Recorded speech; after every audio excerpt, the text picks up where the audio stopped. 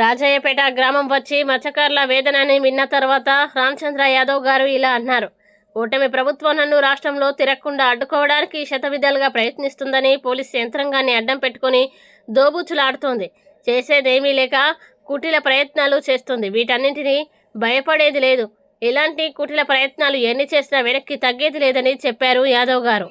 మొన్న తక్కెళ్ళుపాడు శ్రీకృష్ణుడు రూపంలో ఉన్న ఎన్టీఆర్ విగ్రహం కోసం ఇచ్చిన ఛాలెంజ్ని తట్టుకోలేక చంద్రబాబు నాయుడు గారు వారి కమ్యూనిటీ వర్గం వారిని వెనక్కి తగ్గించాను. హిందువుల మనోభావాల్ని కాపాడి వారికి తోడుగా నిలిచానని చెప్పారు. మొన్న కరేడు గ్రామం ప్రకాశం జిల్లాలో పర్యటించి గ్రామ ప్రజలకు తోడుగా నీడగా నిలిచానని చెప్పారు.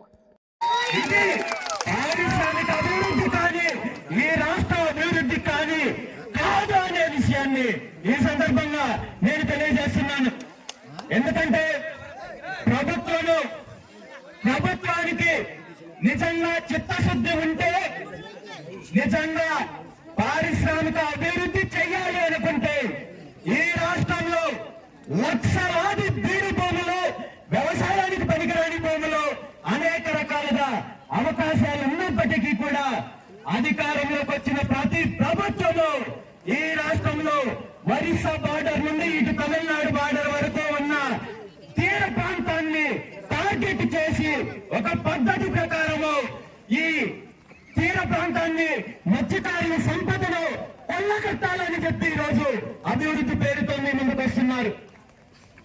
గతంలో ఇదే శ్రీకాకుళం జిల్లాలో వచ్చిన కంపెనీల వల్ల మత్స్యకారులు ఏ విధంగా ఇబ్బంది పడ్డారో, అదేవిధంగా ఈ ప్రాంతంలో వచ్చిన కంపెనీల వల్ల ఏ విధంగా ఇబ్బంది పడ్డారో మనందరం చూసాము.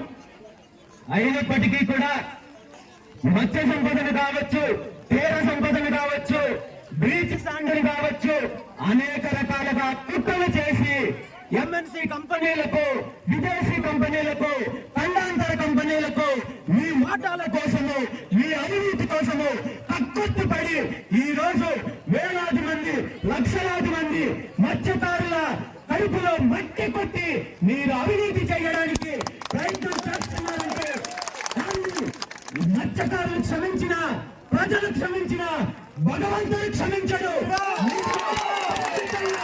శిక్షించే రోజులు వస్తాయని చెప్పి ఈ సందర్భంగా తెలియజేస్తున్నాను. ఈ సందర్భంగా మీ అందరికీ నేను ఒక్కటే మాటిస్తున్నాను.